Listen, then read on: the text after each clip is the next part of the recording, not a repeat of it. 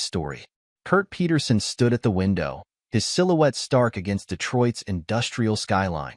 At 68, he carried himself with the same commanding presence that had helped him build the company from a small parts supplier into the automotive industry's crown jewel. His weathered hands clasped behind his back, Kurt watched the steady stream of employees filing into the parking lot below. The security guard's booth gleamed in the morning light, a testament to the recent renovations his older son, Colin, had implemented. A slight smile tugged at the corner of his mouth as he spotted Colin's black Mercedes pulling into his reserved spot, right on schedule at 7:15 a.m. "Your coffee, Mr. Peterson," his assistant, Margaret, announced from the doorway. She'd been with him for 30 years, her hair gradually shifting from auburn to silver, much like his own. "Thank you, Margaret." He turned, accepting the steaming cup. "Has Jimmy arrived yet?" Margaret's lips twitched slightly. "Mr. Buchanan called to say he'll be running a few minutes late. Something about traffic on the expressway." Kurt nodded, unsurprised. His younger son, though brilliant with clients, treated punctuality as a loose suggestion rather than a requirement. "And the quarterly reports? Already on your desk, along with the latest projections Colin prepared." The elevator dinged, and Colin's measured footsteps echoed down the hallway. Like everything about his elder son, his arrival was precise, deliberate. Colin appeared in the doorway, his charcoal suit perfectly pressed, his dark hair neatly combed. At 35, he was the spitting image of Kurt in his younger days, except for his eyes. Those he'd inherited from his mother, Sarah. "Morning, Dad," Colin greeted, his voice carrying that quiet authority that had earned him respect throughout the company. "Margaret, could you make sure the conference room is ready for the board meeting?" "Already done, Mr. Carver," Margaret replied, using the surname Colin had chosen to honor his late mother's family. She excused herself, leaving father and son alone. Kurt settled behind his massive oak desk, a piece that had witnessed 3 decades of business decisions. "How's Debbie?" "She's well," Colin replied, taking a seat across from his father. "Planning another charity gala for the Children's Hospital." "She's good at that," Kurt observed. "Your mother would have liked her." They share that same social grace. A shadow of emotion crossed Colin's face at the mention of his mother. "Gone 15 years now. She does remind me of Mom sometimes. Always knows exactly what to say, how to make people feel comfortable." The door burst open, and Jimmy Buchanan rushed in, his tie slightly askew, his smile bright enough to light up the room. At 32, he carried himself with an easy charm that made people instantly like him. "Sorry I'm late. Traffic was a nightmare, and then I had to take a call from the Reynolds account." "The Reynolds account isn't due for review until next week," Colin pointed out, his tone measured. Jimmy dropped into the chair next to his brother, running a hand through his slightly disheveled brown hair. "They called early. Wanted to discuss expanding their order. I think we can bump their contract by at least 20%. Kurt watched the interaction between his sons, so different yet both so vital to the company's success. Colin, with his attention to detail and operational expertise, kept the machinery of Peterson Manufacturing running smoothly. Jimmy, with his natural charisma and sales instincts, brought in the contracts that fueled their growth. "Speaking of contracts," Colin interjected, opening his leather portfolio, "we need to discuss the Asian market expansion. The numbers from the Singapore office show promising growth, but we'll need to restructure our supply chain to meet demand." Jimmy leaned forward, his green eyes sparkling with excitement. "I've been talking with some potential partners in South Korea. Their automotive sector is booming, and our quality standards are exactly what they're looking for." "Have you run the compliance checks?" Colin asked, his pen poised over his notepad. "Started them last week. Legal's reviewing the preliminary documents." Kurt sat back, pride warming his chest as he watched his son's work. Colin, methodical and thorough, asking the right questions. Jimmy, innovative and eager, pushing for growth. They complemented each other perfectly, just as he'd hoped they would. The morning light caught the family photo on his desk. Sarah holding a young Colin, Kurt with his arm around them both, and little Jimmy, newly adopted, grinning at the camera. The memory of that day flooded back. Jimmy's biological mother signing away her rights, the judge finalizing the adoption, Sarah kneeling down to Jimmy's level and telling him he was officially a Peterson now. The board meeting starts in 15 minutes, Margaret announced from the doorway. Mrs. Carver just arrived as well. Right on cue, Debbie appeared behind Margaret, elegant in a navy dress that spoke of old money and refined taste. Her blonde hair was styled in soft waves, her makeup perfect, her smile warm as she greeted everyone. "I hope I'm not interrupting," she said, moving to kiss Colin's cheek. "I brought those donor lists you needed for the foundation meeting, darling." "Perfect timing," Colin replied, his usual reserve softening slightly at his wife's presence. "We were just wrapping up." Jimmy stood, straightening his tie. "Debbie, you look lovely as always. That charity gala you're planning is all anyone can talk about in my social circle." "You're too kind, Jimmy," Debbie laughed, her voice musical. "Will you be bringing anyone special this time?" "Now that would be telling," Jimmy winked, gathering his papers. "Besides, I couldn't possibly compete with the perfect couple, could I?" Colin's expression remained neutral, but Kurt noticed the slight tension in his shoulders at Jimmy's words. Sibling rivalry, he supposed, though he'd tried his best to love them equally. "We should head to the conference room," Colin suggested, standing. "The board doesn't like to be kept waiting." As they filed out of the office, Kurt remained seated for a moment, studying the family photo again. Sarah would be proud of what they'd built, he thought. A successful company, 2 accomplished sons, a proper corporate dynasty. Margaret appeared in the doorway once more. "Mr. Peterson? They're ready for you." Kurt stood, straightening his tie. Yes, Sarah would be proud. Everything was exactly as it should be. Or so he thought. Gilbert Steward's office in the basement of Peterson Manufacturing was a stark contrast to the polished executive floor above. Instead of floor-to-ceiling windows, banks of monitors lined the walls, displaying feeds from the building's extensive security system. After 30 years in law enforcement before joining Peterson Manufacturing, Gilbert preferred functionality over aesthetics. The head of security leaned back in his chair, his eyes narrowed as he reviewed the footage from the previous day. Something had been nagging at him for weeks now, a pattern he couldn't quite place until this morning. On one screen, Jimmy Buchanan and Debbie Carver crossed paths in the third-floor hallway. A casual observer might see nothing unusual, a brief conversation between in-laws, perfectly normal in a family business. But Gilbert hadn't spent 3 decades in law enforcement without developing an eye for detail. The way Jimmy's hand lingered on Debbie's arm as they talked, the slight tilt of her head, the way she laughed at something he said. Most telling was how they maintained a careful distance when others passed by, only to drift closer once they thought themselves unobserved. Gilbert pulled up the parking garage footage from the past month, his suspicions growing stronger.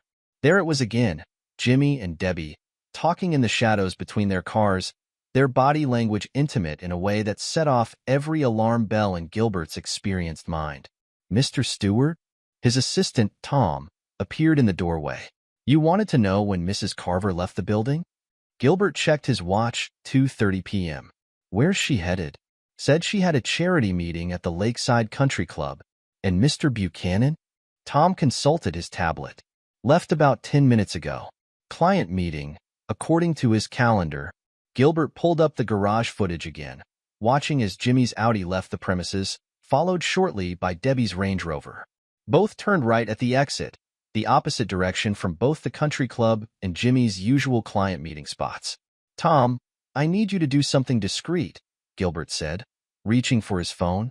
"Call the Lakeside Country Club. Ask about the charity meeting scheduled for today." While Tom made the call, Gilbert began compiling a folder. He printed still images from the security footage, carefully documenting dates and times. His law enforcement instincts told him Colin Carver needed to see this, but he had to be thorough. In his line of work, accusations without solid evidence could destroy careers, and in this case, possibly a family. Tom returned, his expression confirming Gilbert's suspicions. "No charity meetings scheduled at the club today, sir." Gilbert nodded grimly. "What about Mr. Buchanan's client meeting?" "His calendar shows an appointment with Reynolds Manufacturing, but I just called their office. They said Mr. Buchanan rescheduled yesterday." The pieces were falling into place. Gilbert pulled up another set of footage, this time from the previous week. Jimmy and Debbie in the parking garage again. But this time he caught something he'd missed before. Jimmy handed Debbie what looked like a phone. Small, black, definitely not her usual iPhone that Gilbert had seen her use in the building. Sir? Tom shifted uncomfortably. Should we inform Mr. Carver? Gilbert stared at the folder on his desk. In his years of security work, he'd learned that timing was everything. Not yet. We need more. Over the next week, Gilbert watched. He documented every accidental meeting, every lingering touch, every suspicious departure. He had his team discreetly monitor the car's movements, confirming his fears when both vehicles were spotted at the same upscale restaurant 30 miles outside Detroit. The final piece came on a Tuesday morning. Gilbert arrived early, as was his habit, and witnessed something that made his decision for him. Through the pre-dawn darkness, he watched Jimmy arrive at 5:45 a.m., hours before his usual time. 10 minutes later, Debbie's Range Rover pulled in. They met briefly between their cars, and Gilbert's security camera captured a kiss that left no doubt about the nature of their relationship. Tom, Gilbert called, his voice heavy. Clear my schedule for the morning. I need to see Mr. Carver as soon as he arrives. The familiar sound of Colin's Mercedes pulling into his spot came right on schedule at 7:15 a.m. Gilbert waited until he saw Colin enter his office before gathering his evidence and heading to the elevator. Margaret looked up as he approached Colin's office. Good morning, Mr. Stewart. Do you have an appointment? It's important, Gilbert replied, the folder heavy in his hands. Security matter. Margaret's eyes flickered to the folder, then back to Gilbert's grave expression. She'd been with the company long enough to read the signs.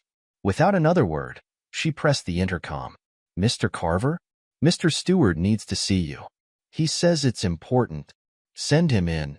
Colin was at his desk, reviewing reports with his usual focused efficiency. He looked up as Gilbert entered, his expression neutral but attentive. What can I do for you, Gilbert? Gilbert closed the door behind him, his footsteps heavy as he approached the desk. 30 years in law enforcement, and this was still one of the hardest things he'd ever had to do. Mr. Carver, he said, placing the folder on the desk. You need to see this.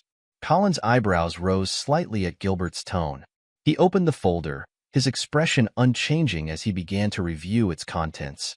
But Gilbert, trained to notice details, saw the slight tightening around his eyes, the almost imperceptible tension in his jaw. How long? Colin asked, his voice perfectly controlled as he studied a photo of his wife and brother in what should have been an empty parking garage. The pattern became clear about 3 weeks ago, Gilbert replied. But looking back through our footage, I'd say it's been going on for at least 2 months. Colin continued through the photos methodically, his fingers steady as he turned each page. The restaurant receipts, the security camera stills, the documented pattern of meetings and suspicious departures. The phone? Colin asked, pausing at the image of Jimmy handing Debbie the small black device. Prepaid, most likely. Untraceable. Colin closed the folder, his movements deliberate. He sat back in his chair, his expression unreadable. Thank you, Gilbert. I trust this information remains between us. Of course, sir. I've kept the circle very small, just myself and Tom, and he knows the importance of discretion. Colin nodded, his fingers resting lightly on the folder. Continue your surveillance. I want to know everything. Where they go, who they meet, any unusual financial transactions. Yes, sir. Gilbert hesitated. Mr. Carver, I'm sorry to be the bearer of such news. For a moment, something flashed in Colin's eyes, pain, anger, betrayal. But it was gone so quickly Gilbert might have imagined it. You're doing your job, Gilbert. That's all any of us can do. Gilbert recognized the dismissal in Colin's tone. He turned to leave, but paused at the door. Sir, there's one more thing. They're meeting again today. Lakeside Restaurant, 1 o'clock. Colin's expression didn't change, but his knuckles whitened slightly as his fingers pressed against the folder. Thank you, Gilbert. That will be all. As Gilbert left the office, he heard Colin's voice, quiet but clear, speaking to Margaret. Cancel my lunch meeting. Something more important has come up. The Lakeside Restaurant sat nestled against the shoreline of Lake St. Clair, its floor-to-ceiling windows offering panoramic views of the water. At this hour, the lunch crowd was beginning to thin, leaving the more secluded tables occupied by couples seeking privacy. From his carefully chosen corner table, Colin Carver had a perfect view of the entire dining room while remaining partially hidden behind an ornamental plant. He checked his watch, 12:55 p.m. Right on schedule, Jimmy's Audi pulled into the parking lot. Colin watched through the windows as his brother emerged, straightening his tie before heading inside. The maitre d' greeted him warmly, suggesting this wasn't his first visit. "Your usual table, Mr. Buchanan?" "Please," Jimmy replied, following the maitre d' to a secluded booth near the back, angled to offer both privacy and a view of the entrance. Colin sipped his water, his expression neutral as he observed his brother's practiced routine. Jimmy ordered a bottle of wine, an expensive Bordeaux that Colin recognized as Debbie's favorite.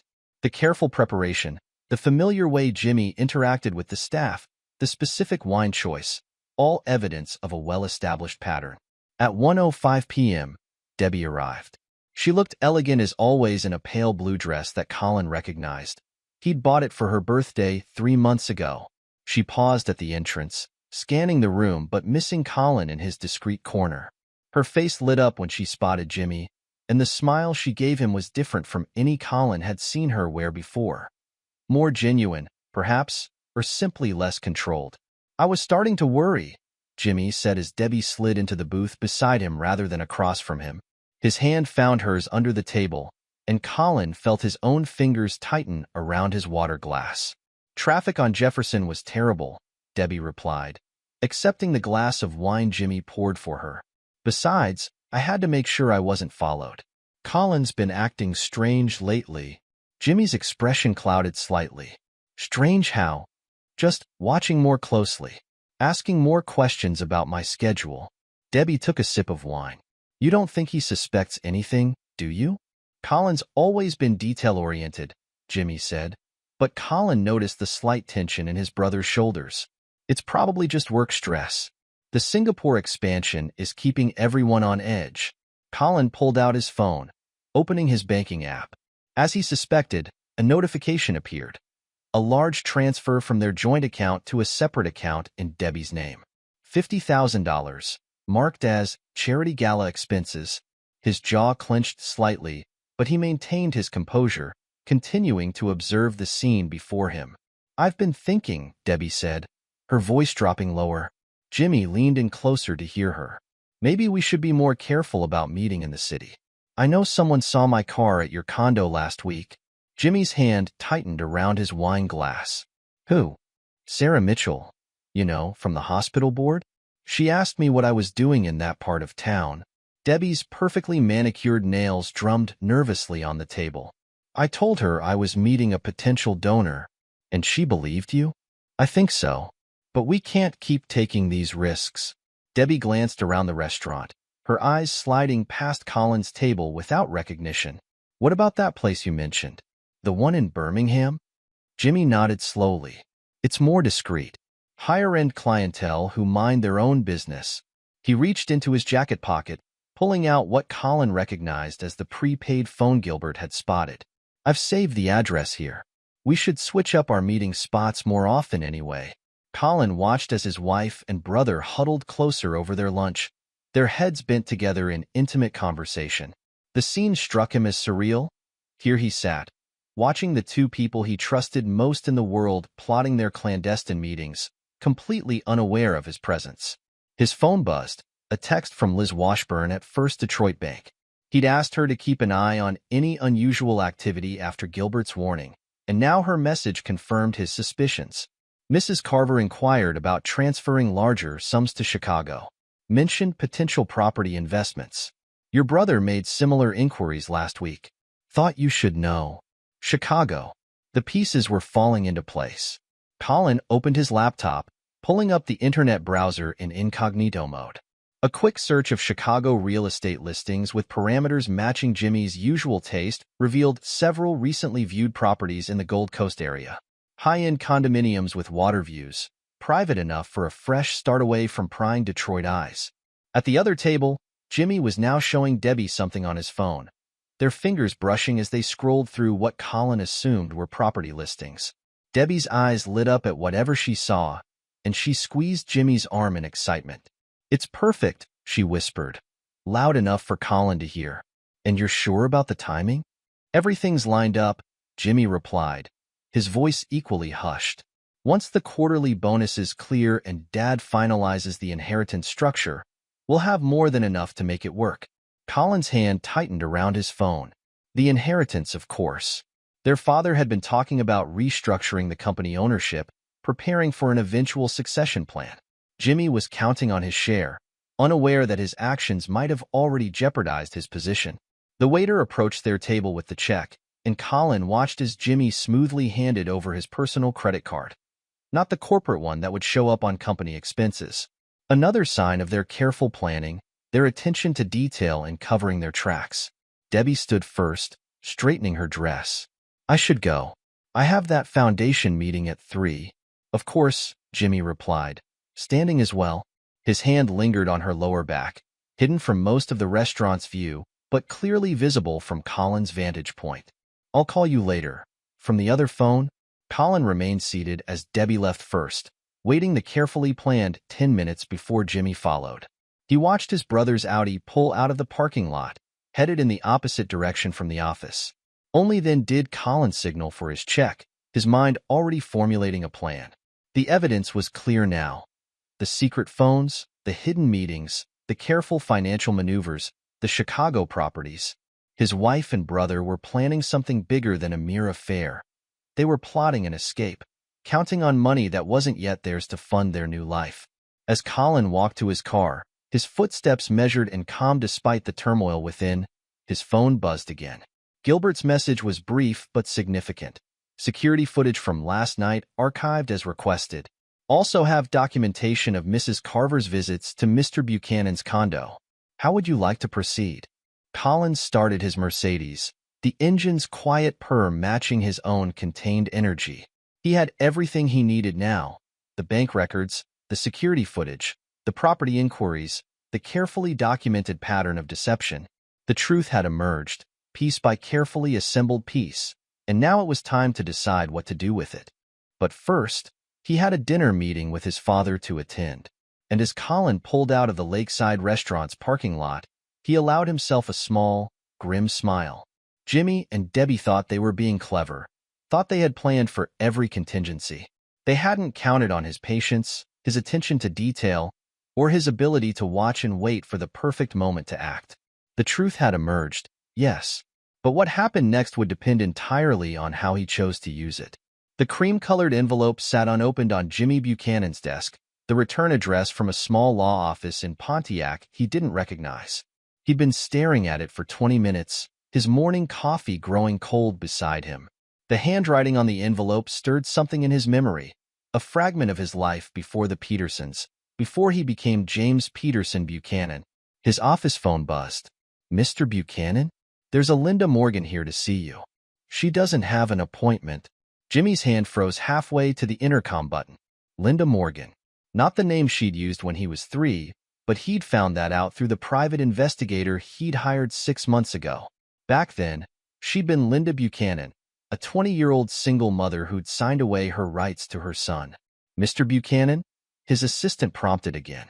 He pressed the button, his finger trembling slightly. "Send her in." The woman who entered his office bore little resemblance to the faded photograph he'd seen in his adoption file. Linda Morgan walked with the careful steps of someone who'd learned life's lessons the hard way, her once blonde hair now steel gray, her face lined with years that hadn't been kind. But her eyes? Jimmy recognized those eyes every time he looked in the mirror. "Jimmy," she breathed, stopping just inside the doorway. "You look so much like your father." "Kurt Peterson is my father," Jimmy replied automatically, the response ingrained after nearly 30 years. Linda's lips twisted in a bitter smile. "Is that what they told you? That Kurt Peterson, with his mansion and his company and his perfect family, is your father?" She moved closer to his desk. "Did they tell you how they took you from me?" Jimmy's fingers clenched around the envelope. "You signed the papers." "I've seen them. Papers can be forged. Signatures can be coerced." Linda sank into one of the visitor chairs, her purse clutched tightly in her lap. I was young, scared, alone.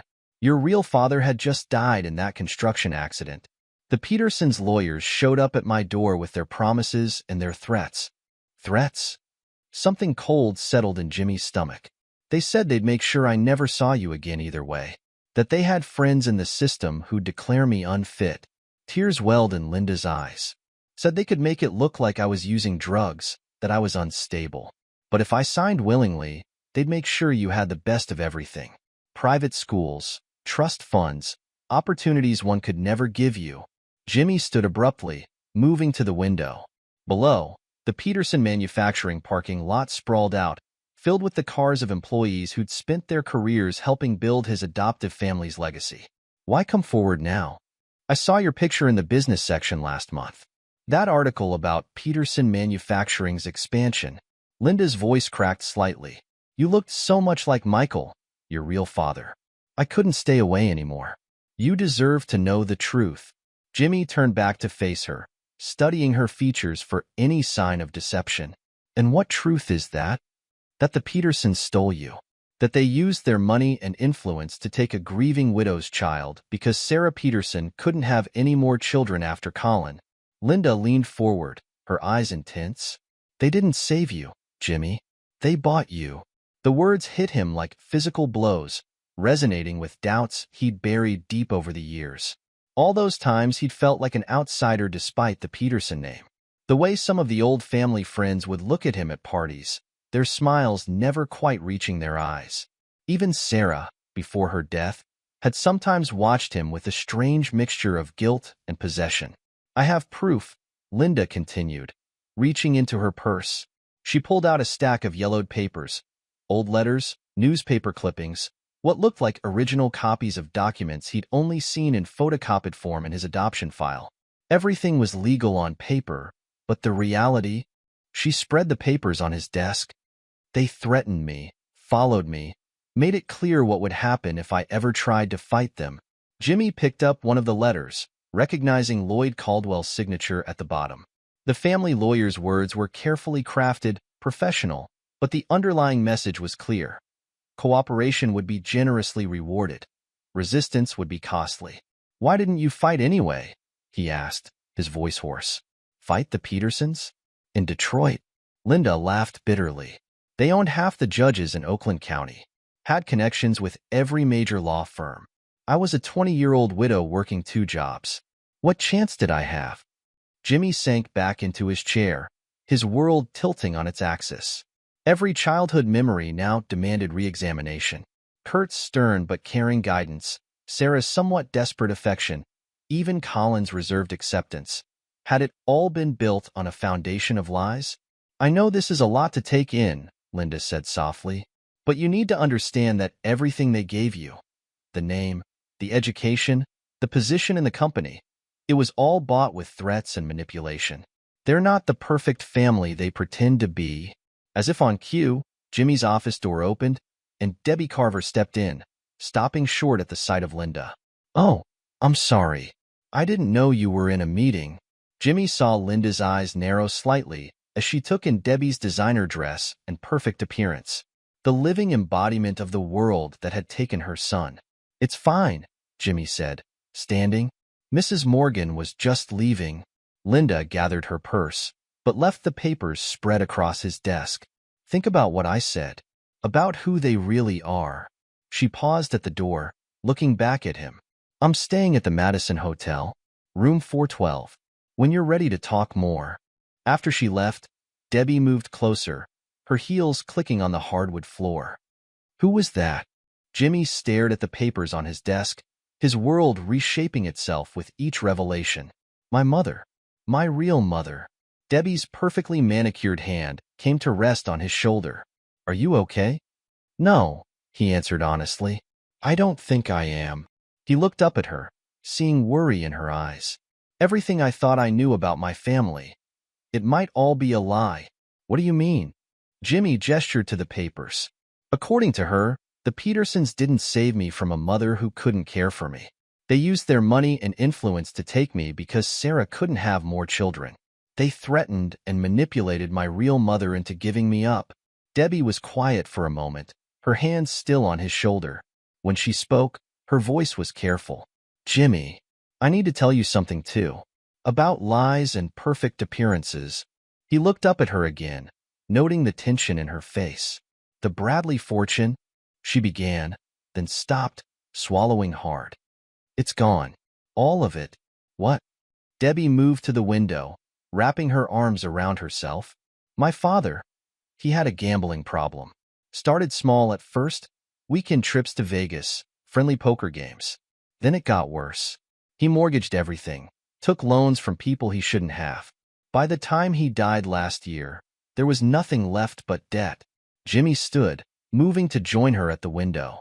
But your lifestyle, the charity events, the social circles, all an illusion, she laughed bitterly. I'm living on credit cards and Colin's money, playing a part because it's all I know how to do. The perfect corporate wife from old money, hosting galas and sitting on charity boards. She turned to face him. My whole life is as fake as your adoption papers. They stood in silence, two people whose carefully constructed worlds were crumbling around them. Through the window, they could see Colin's Mercedes pulling into his parking spot, right on schedule. We're both living lies, Jimmy said quietly, pretending to be what the Petersons want us to be. Debbie's hand found his, their fingers intertwining. Maybe it's time we stopped pretending. Jimmy looked down at their joined hands, then at the papers scattered across his desk, evidence of one family's deception spanning decades. Maybe it is. The office phone buzzed again. Mr. Buchanan? Mr. Carver wants to see you about the quarterly projections. Jimmy squeezed Debbie's hand once before letting go. Tell him I'll be right there. He gathered the papers from his desk, sliding them into his briefcase. We need to talk more about this. Tonight? Debbie nodded, already moving toward the door, resuming her role as the perfect corporate wife. The usual place. 8 o'clock. As she left, Jimmy straightened his tie, preparing to play his own part in the Peterson family drama. But for the first time, he saw it for what it was, a performance, a carefully crafted illusion maintained by power and money. And like all illusions, it was destined to shatter. Security camera footage played silently on his laptop. Jimmy and Debbie's clandestine meetings captured in crisp, digital clarity. Bank statements showed the pattern of transfers, each one carefully disguised as legitimate expenses. Property listings in Chicago's Gold Coast neighborhood filled his tablet screen, complete with Jimmy's digital footprint on several high-end condominiums. A knock at his door interrupted his concentration. Come in. Kurt Peterson entered, his steps slower these days, but his presence still commanding. He stopped short at the sight of the evidence spread across Colin's desk, his expression darkening as he recognized the figures in the security footage. Tell me, he said simply, sinking into the chair across from Colin. Colin turned his laptop so his father could see the footage more clearly. Gilbert first noticed the pattern 3 weeks ago. Initially, just meetings in the office, seemingly innocent. Then, he switched to another video file. The parking garage. Late nights. Weekend rendezvous at restaurants outside the city. Kurt watched in silence as the evidence of his adopted son's betrayal played out before him. His face remained impassive, but Colin noticed his fingers gripping the armrests more tightly. The bank records? Kurt asked, his voice carefully controlled. Colin pulled up the relevant documents. Debbie's been moving money from their joint accounts to a private one. Small amounts at first, then larger transfers disguised as charity expenses. Meanwhile, Jimmy's been liquidating some of his investments. And Chicago? They've been looking at properties there. Expensive ones. Colin brought up the listings on his tablet. Jimmy's been in contact with real estate agents, setting up viewings. But that's not all. He hesitated, then continued. Liz Washburn from First Detroit Bank called. They've been asking about transferring large sums there, presumably once. Once I finalize the inheritance, Kurt finished, his voice heavy. They're waiting for the money. $3 million, Colin confirmed, plus Jimmy's shares in the company. They plan to take it all and disappear to Chicago. Kurt stood abruptly, moving to the window. The Peterson, the legacy he'd spent his life building. I gave him everything, he said, his voice thick with emotion. A home, an education, my name. There's more, Colin said quietly. He pulled out a manila envelope he'd been saving for last. Jimmy's biological mother has resurfaced. Kurt turned sharply. Linda? She's been feeding him stories, telling him the adoption wasn't legitimate, that we threatened and manipulated her. Colin spread out the old documents Linda had given Jimmy, which Gilbert's team had managed to photograph. She's convinced him that we stole him from her. It wasn't like that, Kurt protested. But there was a flicker of something in his eyes, guilt, perhaps, or regret. Sarah couldn't have more children. We had the resources, the opportunity to give him a better life. Everything we did was legal. Legal doesn't always mean right, Dad. Colin watched his father carefully. Jimmy believes her. It's part of why he's doing this. Revenge for what he thinks we did to his real mother. Kurt sank back into the chair, suddenly looking every one of his 68 years. And Debbie? What's her excuse? Her family's money is gone. Has been for a while. Colin pulled up another file. Her father gambled away the Bradley fortune before he died. She's been maintaining appearances with credit cards and my money, playing the part of the socialite while drowning in debt. So they found each other, Kurt said bitterly. The resentful adopted son and the fraudulent social climber, planning to steal what they think they're owed. Colin closed his laptop, leaning forward. The question is, what are we going to do about it? Kurt was quiet for a long moment, staring at the security footage frozen on the screen. Finally, he straightened, some of his old authority returning to his bearing. Call Lloyd Caldwell. Tell him I need to see him tonight. The lawyer? Why? Because, Kurt said, standing, it's time to make some changes to the inheritance structure. He moved toward the door, then paused. And Colin? Get me everything you have on the Bradley fortune's collapse. Every detail about Debbie's real financial situation. What are you planning? Kurt's expression was grim. They want to betray this family? Fine. But they'll learn that the Petersons protect what's theirs. He pulled out his phone. I'll have Lloyd draw up the papers tonight. By morning, the company ownership and the inheritance will be secure. And Jimmy? Debbie? Let them keep plotting their escape, Kurt said, his voice hard. Let them think they're being clever with their secret meetings and hidden accounts. When the time comes, he left the sentence unfinished, but his meaning was clear. After his father left, Colin began gathering the evidence into a secure file. Through his window, he could see Jimmy's Audi leaving the parking lot, no doubt headed to another secret rendezvous with Debbie. His brother thought he was masterful at deception, but he'd never learned the most important lesson about the Peterson family. They had built their empire by always being 3 steps ahead. The intercom buzzed. Mr. Carver? Mr. Caldwell's office confirms he can meet with your father tonight at 8. Thank you, Colin replied. He checked his watch. Just enough time to compile everything the lawyer would need. By morning, the trap would be set. Jimmy and Debbie thought they were orchestrating a great escape. Instead, they were walking straight into a cage of their own making. Lloyd Caldwell's office felt like a tomb at this late hour, the thick carpets muffling their footsteps as Kurt and Colin followed the elderly lawyer through the oak-paneled corridors. The family had trusted Caldwell with their legal affairs for 3 generations, and tonight, he would help them protect the Peterson legacy once again. Everything's prepared, Caldwell said, spreading documents across his massive desk. The papers seemed to glow under the green-shaded banker's lamp, each one representing another piece of the protective wall they were building around the Peterson fortune. The transfer of company ownership is straightforward.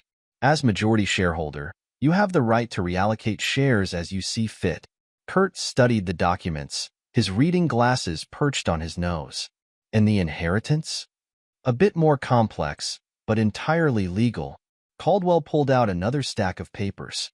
The $3 million currently designated for Jimmy can be redirected through a series of trust modifications. We'll need to be careful about the timing, though. Too sudden a change might alert them. Colin leaned forward, scanning the legal language. What about Debbie's claims through marriage? She's still my wife legally. Already addressed, Caldwell assured him, tapping another document. The prenuptial agreement she signed gives us considerable leverage. Moreover, Given the evidence you've provided about her financial deceptions prior to the marriage, we could potentially void certain aspects of any community property claims. While the men worked, another drama was unfolding across town. In a sleek high-rise apartment, Jimmy and Debbie sat surrounded by their own papers, printouts of Chicago properties, bank statements, and carefully drafted plans for their new life. "The Henderson Group is interested in bringing me on," Jimmy said, showing Debbie an email on his phone. "They've been trying to poach me from Peterson for months. Their Chicago office has a VP position opening up." Debbie leaned closer, her shoulder brushing against his as she read the email. "The compensation package is impressive. And with your inheritance," she trailed off, a small smile playing on her lips. $3 million, Jimmy confirmed, pulling up another document on his laptop. "Once Dad finalizes the new structure, we'll have more than enough for a fresh start." He clicked through photos of a stunning lakefront condo. "The realtor can have the paperwork ready within days." "What about the company shares?" Debbie asked, her fingers tracing the property listings spread before them. "Worth almost as much as the inheritance, maybe more with the Singapore expansion." Jimmy's expression hardened. "Let Colin have his precious operations. The shares will give us enough to never look back." Meanwhile, back in Caldwell's office, the lawyer was reviewing the final details of their countermeasures. "The timing is crucial," he emphasized, pointing to specific clauses. "We need to execute these changes in the correct order to ensure everything is legally binding." Kurt nodded, signing where indicated. "How long will the process take?" "I can have everything filed first thing in the morning," Caldwell assured him. "The company ownership transfer will be immediate. The inheritance redirection will take a bit longer to process, but it will be legally binding as soon as you sign." Colin watched his father's pen move across the papers, each signature another brick in the wall they were building around the family fortune. "And you're sure this will hold up? They can't challenge it?" "The documentation you've provided gives us solid grounds," Caldwell confirmed, adjusting his wire-rimmed glasses. "The evidence of their planned deception, combined with the prenuptial agreement and the company bylaws, makes our position legally unassailable." Across town, Jimmy and Debbie remained blissfully unaware of the noose tightening around their plans. They sat close together on his leather couch, their heads bent over a calendar as they plotted their exodus. "We should wait until after the quarterly bonuses are paid," Debbie suggested, marking dates with a red pen. "That's another 100,000 we can add to our fund." Jimmy nodded, making notes on his laptop. "The Henderson Group wants me to start at the beginning of next quarter anyway. Perfect timing to make the transition look natural." "And the apartment?" Debbie asked, touching the glossy photo of their chosen Chicago sanctuary. "I'll finalize it next week. We can start moving things gradually. Nothing suspicious, just regular business trips with a few extra bags each time." Back in the law office, Caldwell was sealing the final documents in heavy manila envelopes. "I'll have my team process these immediately," he assured Kurt and Colin. "By this time tomorrow, the company ownership will be solely in Colin's name." "And Jimmy's inheritance?" Kurt asked, his voice heavy with the weight of what they were doing. "Redirected to the trust we've established," Caldwell confirmed. "Once it's done, they'll have no legal claim to any of it." Colin gathered their copies of the documents, his movements precise and controlled.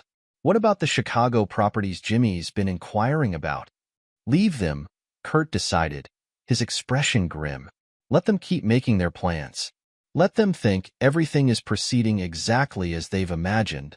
In Jimmy's apartment, Debbie stood by the floor-to-ceiling windows, looking out over the Detroit skyline. "Will you miss it?" she asked softly. Jimmy joined her at the window, his reflection overlapping with hers in the glass. "Miss what? The lies? The pretense?" He shook his head. "Everything here is built on deception. The perfect Peterson family, the adopted son given every advantage, the social climbing wife with the impressive pedigree. None of it was real. But Chicago will be different," Debbie said, turning to face him. "We can be ourselves there. No more pretending." "No more pretending," Jimmy agreed, pulling her close. "Just a few more weeks of playing our parts, and then we're free." As midnight approached, both parties finished their preparations. In Caldwell's office, The final documents were secured in the firm's vault, ready for morning filing. In Jimmy's apartment, their escape plans were carefully hidden away in a locked drawer. The stage was set. Two groups, each convinced of their own righteousness, each carefully laying their traps. But only one would succeed, and the wheels were already in motion to determine which it would be. The Peterson mansion loomed against the darkening sky, its windows glowing warmly in the autumn evening. Inside, Margaret, who had transitioned from company assistant to household manager after Sarah's death, supervised the staff's preparation for the weekly family dinner. Her experience noticed the tension in the air, different from the usual formality these gatherings carried. "The good china tonight, Mrs. Howard?" one of the maids asked, hovering by the cabinet. Margaret nodded, her silver hair catching the light from the crystal chandelier. "Mr. Peterson specifically requested it." She adjusted a portrait on the wall, 3 generations of Petersons watching over the mahogany dining table that had witnessed countless family moments, both triumphant and tragic. In the kitchen, Chef Antoine prepared Kurt's favorites, prime rib, roasted to perfection, paired with burgundy from the cellar. The familiar routine of these Sunday dinners carried a weight tonight, though only a few knew why. Gilbert Stewart, still in his security uniform, appeared in the doorway. "Everything set?" Margaret met his eyes, understanding passing between them. They'd both served the Petersons long enough to sense when storms were brewing. Just as Mr. Carver requested, the family began arriving at 7, right on schedule. Colin came first, characteristic punctuality intact. He moved through the familiar rooms with measured steps, pausing to study the family portraits with unusual intensity. "Your usual whiskey, sir?" Margaret offered. "Not tonight," Colin replied, his voice steady. "I want to keep a clear head." Kurt arrived next, looking older than he had just days ago in his office. He joined Colin in the study, where father and son spoke in low voices, their words not carrying beyond the heavy oak door. Jimmy and Debbie arrived together, a break from their usual pattern of separate arrivals to maintain appearances. Debbie wore a stunning blue dress that probably cost more than most people's monthly salary, her smile confident as she handed her coat to the waiting butler. Jimmy's charm seemed slightly forced tonight, his easy grin not quite reaching his eyes. "Lovely evening," Debbie commented, accepting a glass of champagne from the passing tray. Her hand trembled slightly as she raised it to her lips. The dining room waited like a stage set for the final act. Portraits of stern-faced Petersons looked down from the walls, judges, industrialists, pillars of Detroit society who had built the family's legacy through 3 generations. The table gleamed under the chandelier's light, each place setting perfect, each crystal glass catching and refracting the light like tiny prisms. "Shall we?" Kurt gestured toward the dining room, ever the patriarch. They took their usual seats, Kurt at the head of the table, Colin to his right, Jimmy to his left, Debbie beside her husband. The first course arrived, butternut squash soup, steaming gently in bone china bowls. "The Singapore expansion is proceeding well," Colin remarked, his tone casual. "The new facility should be operational by next quarter." Jimmy nodded, stirring his soup without eating. "The Henderson Group was asking about our production capabilities there." "The Henderson Group?" Kurt's eyebrows rose slightly. "I wasn't aware we were in discussions with them." "Just preliminary talks," Jimmy said quickly, but his hand tightened around his spoon. The main course arrived, the prime rib perfectly pink, the presentation immaculate. Debbie sat straighter in her chair, her champagne glass already empty and quickly replaced by an attentive server. The air felt heavy with unspoken words, like the moment before a thunderstorm breaks. "I've been thinking," Debbie said suddenly, her voice carrying a slight tremor despite her attempt at composure. She stood, lifting her fresh champagne glass, her eyes fixed on Colin. "About changes. About truth." Colin set down his fork, his movements deliberate.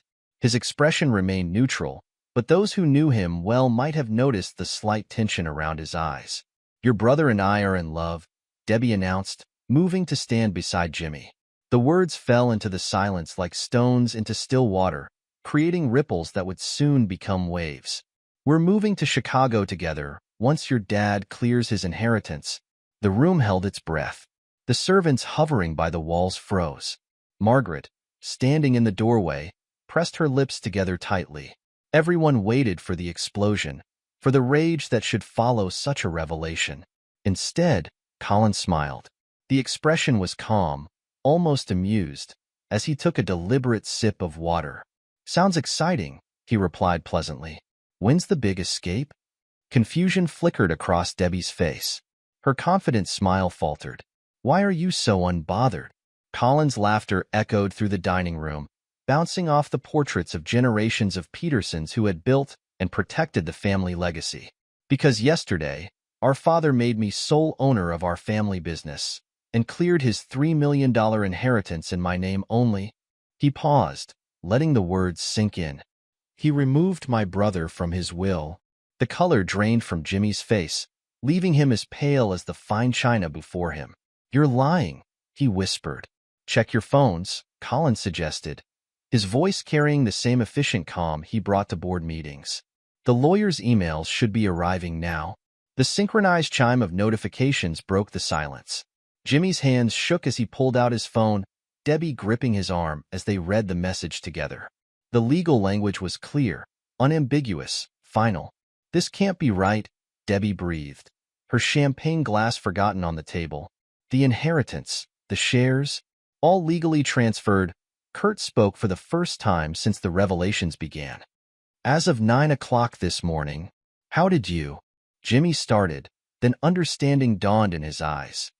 "Gilbert, the security cameras, among other things," Colin confirmed. "The lakeside restaurant meetings, the secret phone, the Chicago property viewings." He turned to Debbie. "The transfers from our joint accounts, disguised as charity expenses." "You were watching us," Debbie accused, her composure cracking. "All this time, just as you were watching the inheritance," Kurt replied, his voice heavy with disappointment. "Waiting for the right moment to take what you thought you were owed." Jimmy stood so abruptly his chair toppled backward, the crash echoing through the room. "What I was owed? You stole me from my real mother. Used your money and influence to tear apart my real family. Is that what Linda told you?" Kurt's voice was tired. "Did she tell you how she abandoned you? How she signed the papers willingly, took the money we offered, and disappeared until she needed more?" "You're lying," Jimmy insisted, but doubt flickered in his eyes. "The proof is in the original adoption files," Collins said quietly, "which I'm sure Lloyd will be happy to show you. Every document, every transaction, every choice your mother made."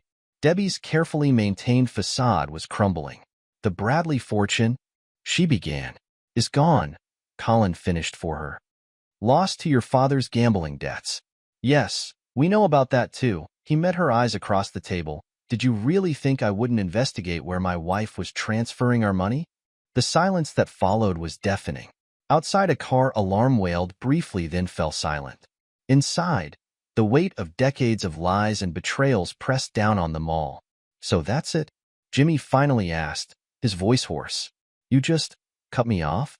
Erase me from the family like I never existed?" "No, Jimmy," Kurt said softly, "you did that yourself.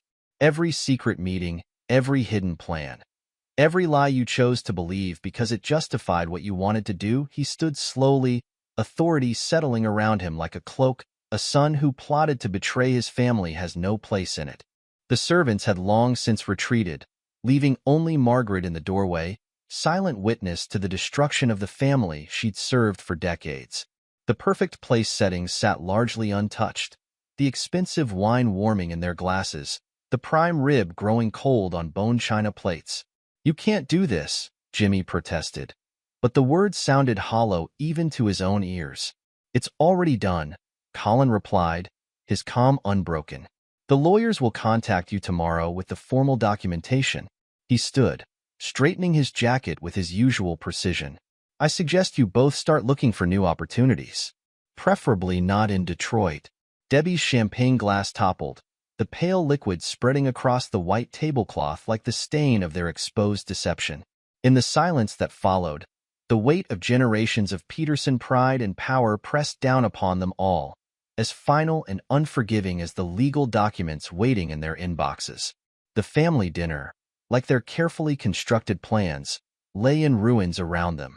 Above, The portraits of Peterson patriarchs looked down on the scene, their painted eyes bearing witness to another chapter in the family's history, one of betrayal, justice, and the high cost of underestimating the family they tried to deceive. The morning after the family dinner, Peterson Manufacturing hummed with carefully contained tension. Employees noticed the security team changing locks, updating access codes, and escorting cleaning crews to clear out Jimmy's office. By noon, his name had been removed from the executive directory in the lobby, leaving only a conspicuous blank space in the otherwise perfect listing. Jimmy stood in his apartment, surrounded by the trappings of his former life. His corporate credit cards lay deactivated on the kitchen counter beside his company phone. Through the floor-to-ceiling windows, he could see his company car being towed away, the last vestige of his Peterson identity being stripped from him. The Chicago apartment. Debbie's voice cracked as she sat on his leather couch, scrolling through her phone. The deposit we put down. It's gone. They won't refund it. That's the least of our problems, Jimmy replied, staring at the email from Lloyd Caldwell's office. The legal language was precise, clinical in its dismantling of their futures. No shares, no inheritance, no severance package. Even his adoption records were attached, irrefutable proof that Linda's story was a carefully constructed lie. His phone buzzed, another call from Linda.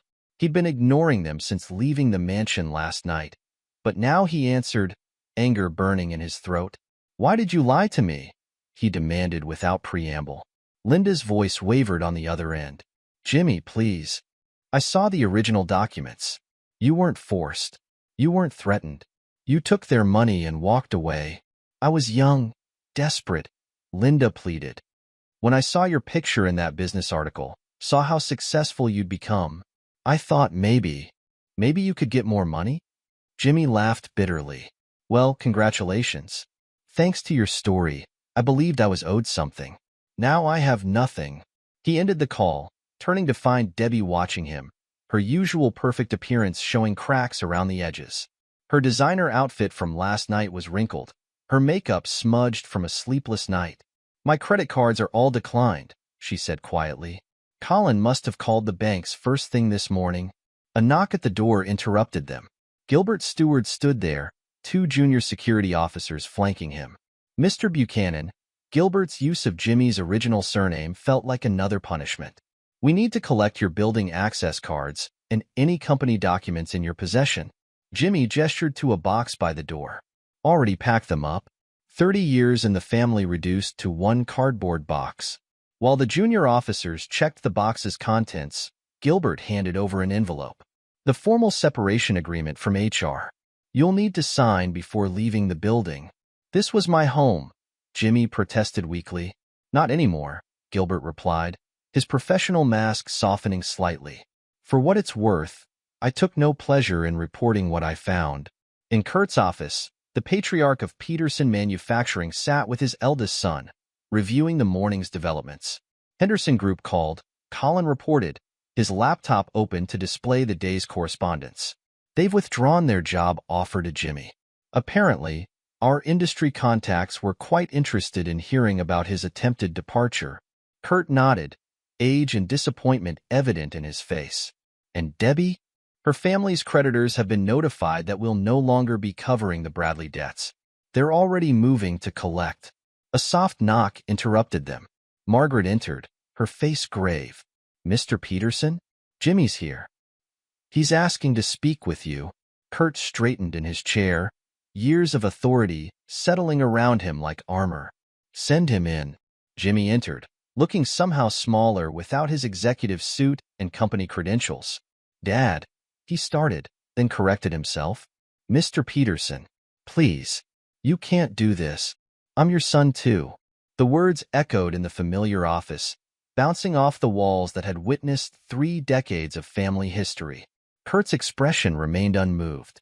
"A son who plotted to betray his family," he replied sadly. "You made your choice. Because I believed her." Jimmy's composure cracked. "I believe Linda's story about the adoption. I thought I was just taking back what was stolen from me." "Nothing was stolen," Colin interjected from his position by the window. "Except what you and Debbie planned to take. The company shares alone," Kurt added, his voice heavy with disappointment, would have been worth millions after the Singapore expansion. An expansion you were planning to sabotage by taking client information to Henderson. Jimmy's shoulders slumped.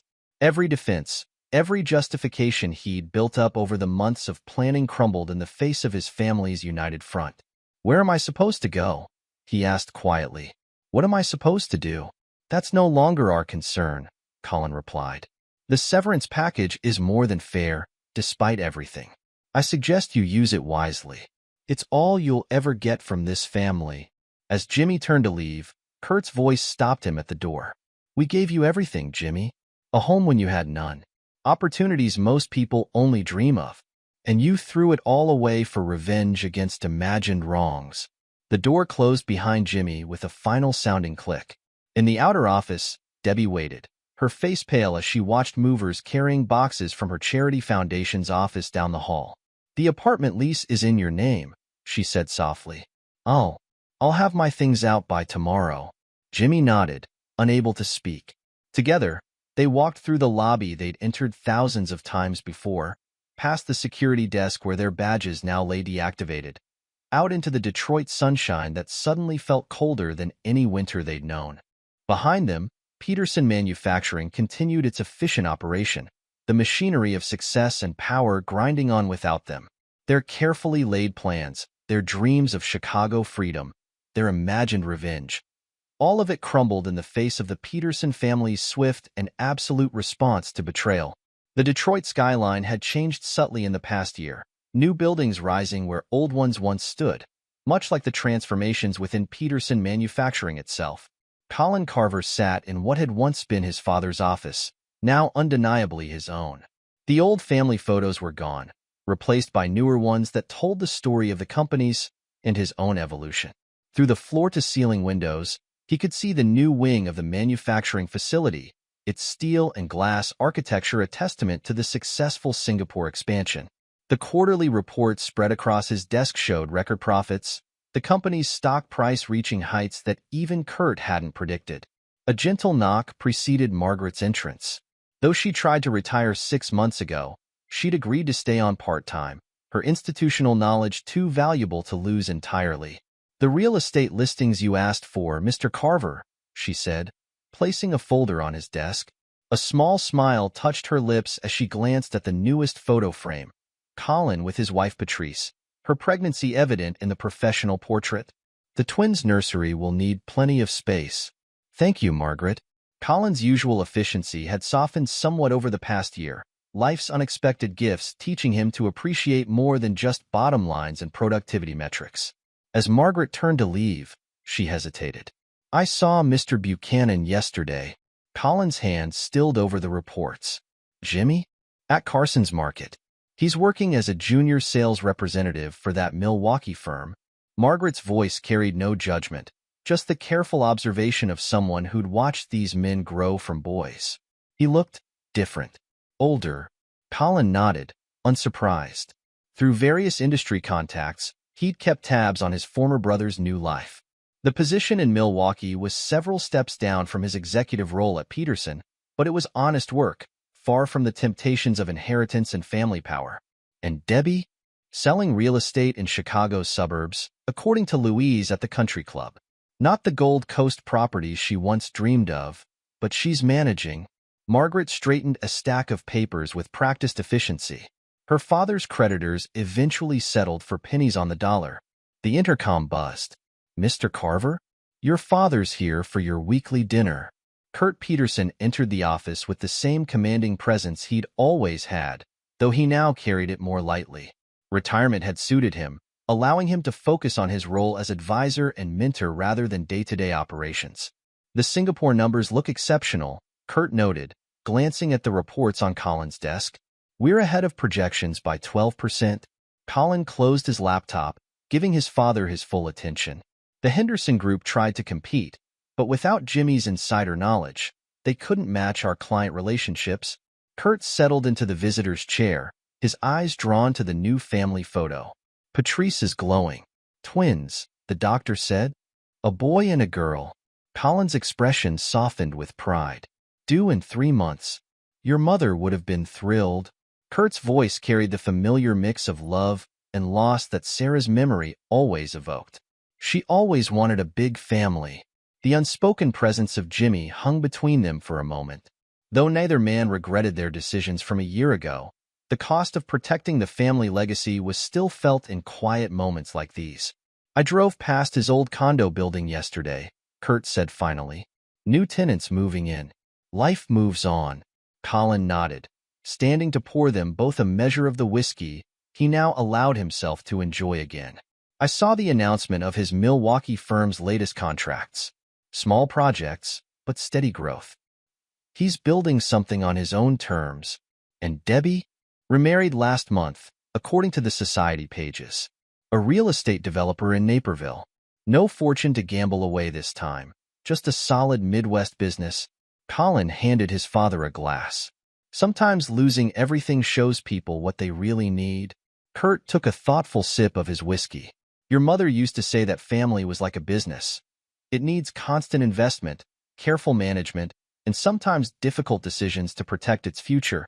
Through the windows, the sun was setting over Detroit, painting the sky in shades of amber and gold. A year ago, security cameras had captured the first hints of betrayal that led them here. To the future, Kurt raised his glass slightly. And to learning what truly matters. Colin touched his glass to his father's, the crystal making a clear, pure sound. On his desk, the latest company report showed the Peterson legacy secure and growing. The family portrait promised new generations to carry it forward. The betrayal that had threatened everything had ultimately strengthened what remained, proving that sometimes losing what you thought you had shows you what you really need. As father and son sat in comfortable silence, watching the city lights begin to twinkle on, the Peterson mansion across town stood ready for another family dinner. The portraits of past generations still watched over the mahogany table, but now they witnessed different gatherings, smaller perhaps, but more genuine. The empty chairs told their own story of lessons learned and prices paid, while the occupied ones spoke of loyalty proven and bonds strengthened through adversity. The legacy of Peterson Manufacturing would continue, not through inherited rights or family names, but through earned trust and proven loyalty. The betrayal that had threatened to tear everything apart had instead revealed the true foundation of family, not in blood or adoption papers, but in the choices made when everything is on the line. Margaret's voice came softly through the intercom. Mr. Carver? The board meeting materials are ready for tomorrow. Thank you, Margaret. Colin's reply carried the quiet authority that had seen the company through its darkest days and into this new era of prosperity. Kurt stood, straightening his jacket with the habitual gesture that Colin had unconsciously adopted. Same time next week? Of course. Colin watched his father head toward the door, then added, Dad? Thank you for teaching me what really matters. Kurt paused, his hand on the doorknob. You learned the lesson your mother and I always hoped to teach. Family isn't about what you're owed. It's about what you're willing to protect. As the door closed behind Kurt, Colin turned back to the window. Below, employees were leaving for the day, the parking lot gradually emptying as the sun disappeared behind the Detroit skyline. The company his grandfather had founded, his father had built, and he now led stood stronger than ever, its foundations reinforced by the very storm that had threatened to destroy it. On his desk, the twins' ultrasound photo sat beside the quarterly reports, a reminder that legacies weren't just about profits and power, but about the values passed from one generation to the next. The betrayal had cost him a brother and a wife, but had given him something more valuable, the truth about loyalty and family, and the wisdom to know the difference between what was inherited and what was earned. Epilogue. 10 years later. The autumn wind swept across Lake Michigan, carrying leaves past the window of Jimmy Buchanan's modest office in Milwaukee's business district. At 42, his once effortless charm had weathered into something more genuine, the lines around his eyes telling stories of hard lessons learned and harder truths accepted. The nameplate on his desk read, Regional Sales Manager, a title earned through a decade of rebuilding his career from scratch, one small victory at a time. The corner office he'd once occupied at Peterson Manufacturing was a distant memory, like the $3 million inheritance he'd lost to greed and resentment. His computer chimed with a news alert. Peterson Manufacturing announces historic expansion into European markets. Jimmy clicked the link, a habit he'd never quite broken. Colin's picture dominated the article, still impeccably dressed, though his hair now showed distinguished touches of gray at the temples. Beside him stood his wife Patrice, elegant and poised, their 9-year-old twins front and center at the ribbon-cutting ceremony for the new German facility. "Mr. Buchanan?" His assistant's voice came through the intercom. "Your 3 o'clock is here. Send them in." Jimmy closed the browser, straightening the family photo on his desk him with his wife Susan, a high school math teacher he'd met 6 years ago, and their young daughter Sarah. The irony of naming his child after the adoptive mother whose memory he'd once betrayed wasn't lost on him. The client meeting went well. Jimmy had learned to build relationships on trust rather than charm. His commission-based salary wouldn't match his former Peterson income, but it was honest work, earned without manipulation or deceit. Across town, in a suburban development office, Debbie Wilson, formerly Bradley, briefly Carver, and now married to her third husband, reviewed property listings with forced enthusiasm. The designer clothes were gone, replaced by off-the-rack business wear. Her perfectly manicured nails now bore chips from showing too many mid-range properties to too many budget-conscious buyers. Her office wall displayed her real estate licenses: Illinois, Wisconsin, Michigan, each one a stepping stone in her decade-long journey from social butterfly to working professional. The Bradley name, once her golden ticket in Detroit's elite circles, now drew whispers of cautionary tales about gambling fortunes and social falls. Her phone buzzed with a society page notification, another Peterson Manufacturing charity gala. She allowed herself a moment of weakness, scrolling through photos of her former world. Colin's twins, now showing signs of inheriting their father's business acumen, were featured prominently. The boy had Kurt's commanding presence, the girl Sarah Peterson's graceful poise. "Mrs. Wilson?" Her assistant interrupted her reverie. "The Johnsons are here about the Maple Street listing." Debbie closed the society page, tucking away memories of champagne galas and lakefront mansions. The Maple Street property was a modest 3-bedroom in a good school district, the kind of honest home she'd learned to appreciate after her own Gold Coast dreams crumbled. Back in Detroit, Peterson Manufacturing's headquarters had grown, the original building now flanked by modern additions that housed their expanding international operations. Colin's office occupied the top floor, the view of Detroit's skyline even more impressive than in his father's day. At 45, Colin had fulfilled and exceeded the legacy his grandfather started.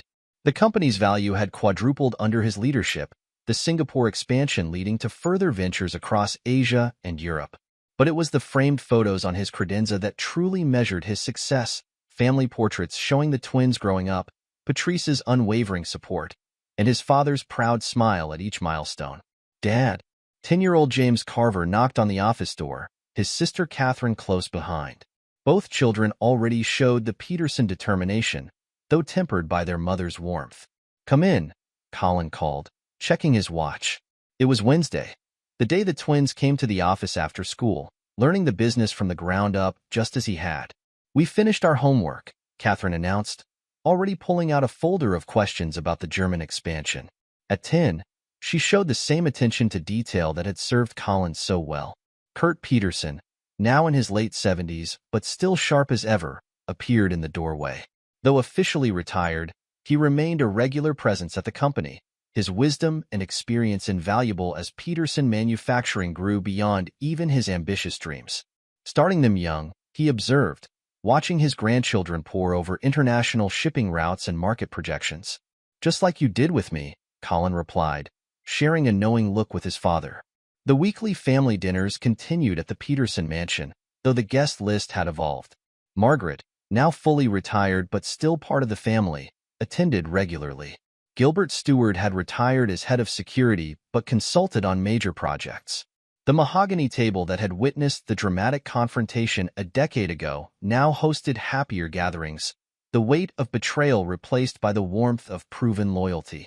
Linda Morgan had passed away 3 years ago in a small nursing home outside Pontiac. Jimmy attended the funeral briefly, standing at the back, leaving before anyone could notice him. The lies she'd fed him about his adoption had cost him everything, but he'd learned to forgive, both her and himself.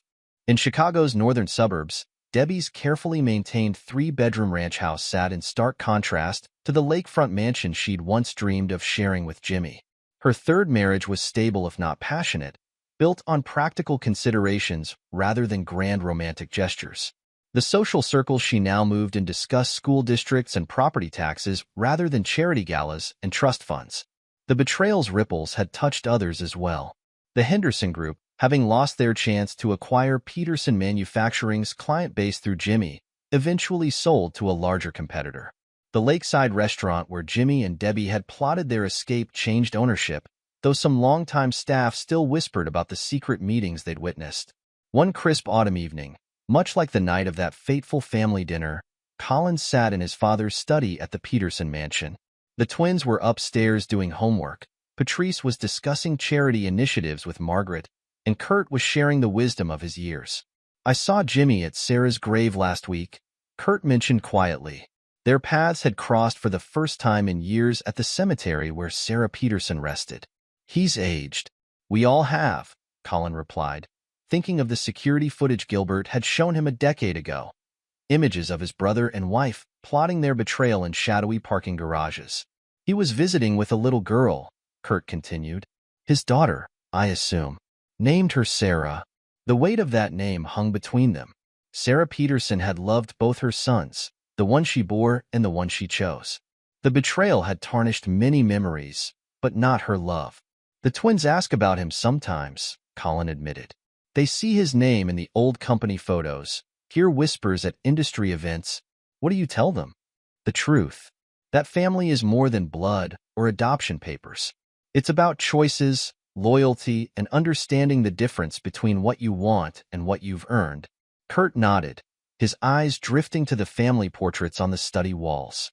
The newest one showed a thriving family, Colin and Patrice with the twins, the German facility opening, charity gala successes. But he still kept one old photo in his desk drawer. Two young boys, one biological and one adopted, both smiling without any idea of the choices that would one day tear them apart. In Milwaukee, Jimmy tucked his daughter into bed, her small hand gripping his as she asked for a story. He told her about a family that built amazing things, about brothers who loved each other until secrets and lies got in the way. He taught her that trust, once broken, was harder to rebuild than any fortune. Debbie's real estate office flourished in its modest way, her hard-won expertise finally earning her respect that had nothing to do with her last name or social connections. She'd learned that authentic relationships, even among middle-class homebuyers, were more valuable than superficial social status. The Peterson legacy continued to grow, not just in business success but in the values passed down to the next generation. The twins learned from their father's experience, understanding that inherited privilege came with responsibilities and that family loyalty had to be continuously earned.